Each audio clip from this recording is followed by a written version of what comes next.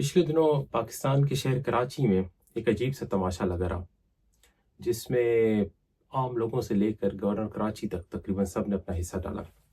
और ये वाक़या जो है, ये बुनियादी तौर पे पाकिस्तानी मुआशरे की जो रीख्त है, यानी जिस हद तक मुआशरा गिर चुका है, उसकी बहुत बड़ी अक्कासी है। बल्कि ना सिर्फ पाकिस्तानी मुआशरे, बल्कि इसने थोड़ा किसी हद तक अमरीकी मुआशरे को भी एक्सपोज किया है। जहाँ तक मुआशरती बुराइयों का ताल्लुक है, तकरीबन हर मुआशरे में ये मौजूद होती हैं। लेकिन पाकिस्तानी मुआशरा जिस हद तक गिर गया है, उसकी बहुत अच्छी तरीके से अक्कासी हुई है इसमें। अब ये वाक़या था क्या? हुआ यूं कि पिछले दिनों टीवी चैनल पे एक अमरीकी सियाफाम औरत को जो है वो दिखाया गया बार बार मुख्तलिफ चैनल्स पे, जिसका नाम था ओनिजा रॉबिन्सन। और ये औरत जो है, ये बुनियादी तौर पे एक लड़के के जो है वो घर के बाहर बैठी हुई थी।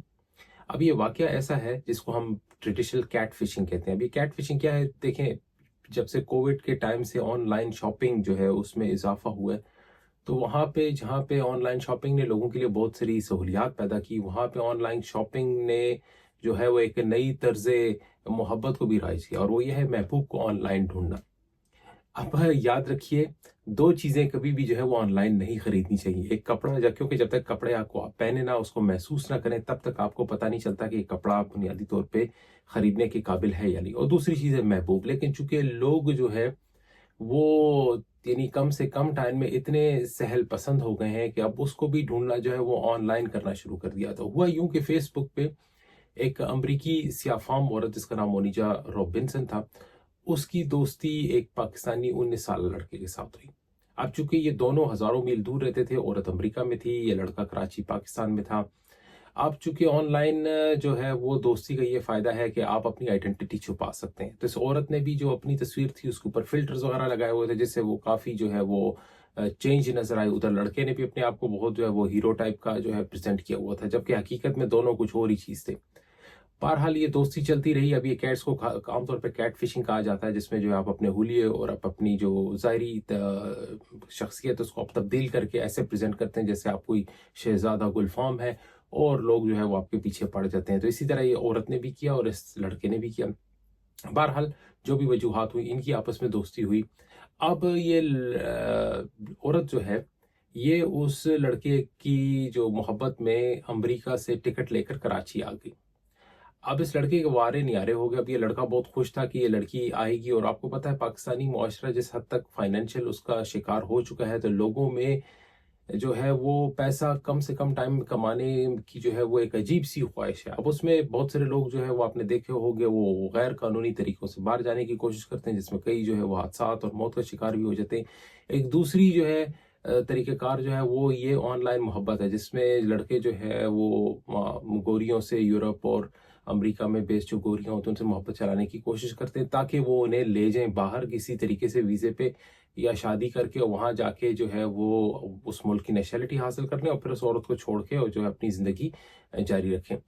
तो ये भी एक नया ट्रेंड जो है वो शुरू हुआ। आपने देखा होगा पाकिस्तान में कई ऐसे प्रोग्राम हैं जो कि यूट्यूब पे शो किए जाते हैं, इकबाल के शाहीन और इस किस्म को कहा जाए। इकबाल के शाहीन तो मैंने नहीं कहूँगा, ये तो गिद्ध अपने कहे जो कि मतलब इस किस्म के तरीके कार अपनाते हैं, और धोखे धड़के करके जो है वो मोहब्बत के को बदनाम करते हुए जो है औरतों से शादी रचा के और ड्रामेबाजी करके बाहर जाना।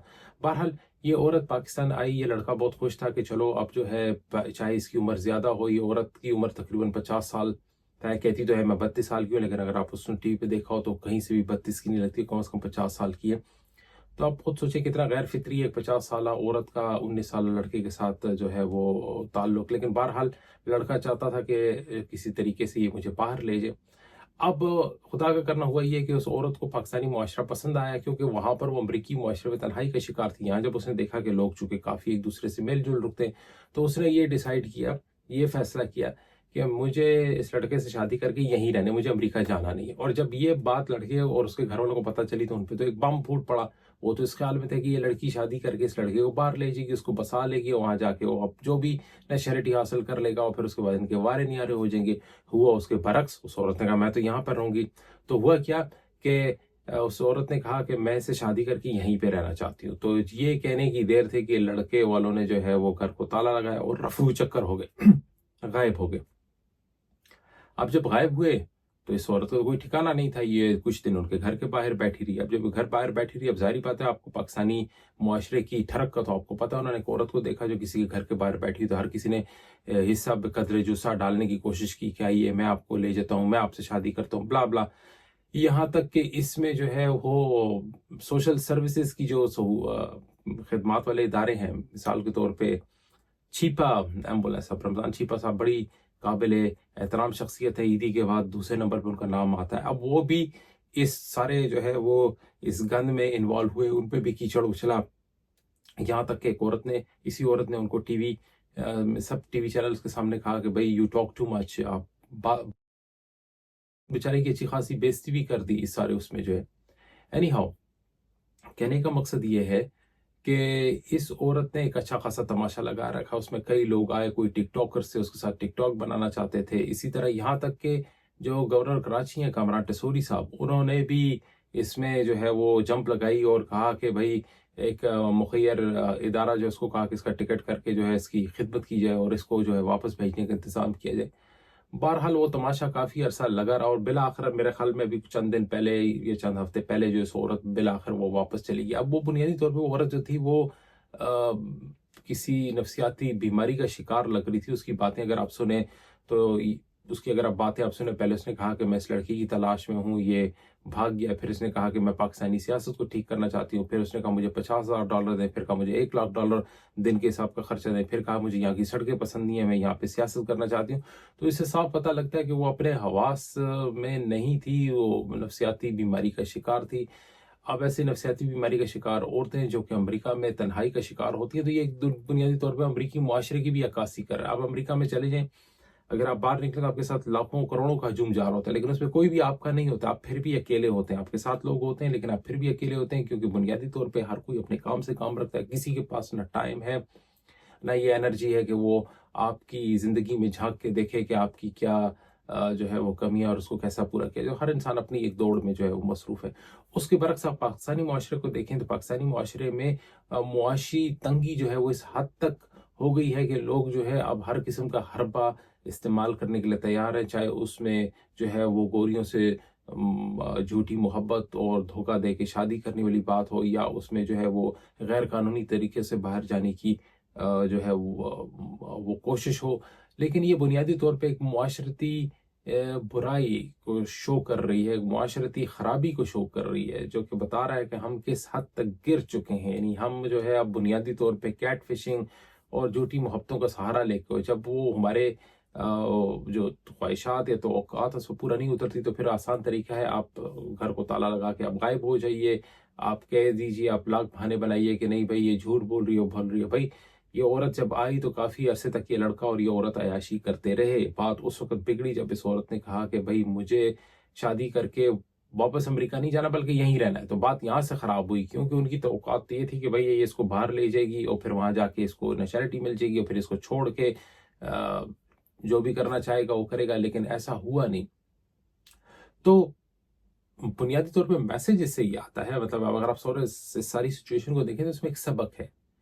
नंबर एक ये है कि इंसान को अगर आपकी मुआशी तंगी है तो आपने अगर जद्दोजहद करनी है तो आप कानूनी तरीके से जद्दोजहद कीजिए। उसके और भी बहुत सारे तरीक़ेकार हैं। आप अच्छी तालीम हासिल कीजिए, आप हुनर सीखिए। आपने अगर बाहर जाना है तो बाहर जाने के अभी भी बहुत रास्ते हैं। ऐसा नहीं है कि आप सिर्फ किश्ती में ही बैठ के जाएं। अभी भी दुनिया के बहुत सारे ममालिक में अफरादी कुव्वत की ज़रूरत है। अगर अगर आप में किसी चीज़ की कमी है तो वो है तालीम की, वो है हुनर की। अपने आप को इस काबिल बनाएं उस मुल्क के। फॉर एग्जांपल अगर आप अमेरिका जाना चाहते हैं, आप कनाडा जाना चाहते हैं, तो उसके लिए अगर आप देखें, आप सर्च करेंगे किस किस्म की जो आप कहें ऐसे शोबाजात हैं जिनमें अफरादी क़ुव्वत की ज़रूरत है।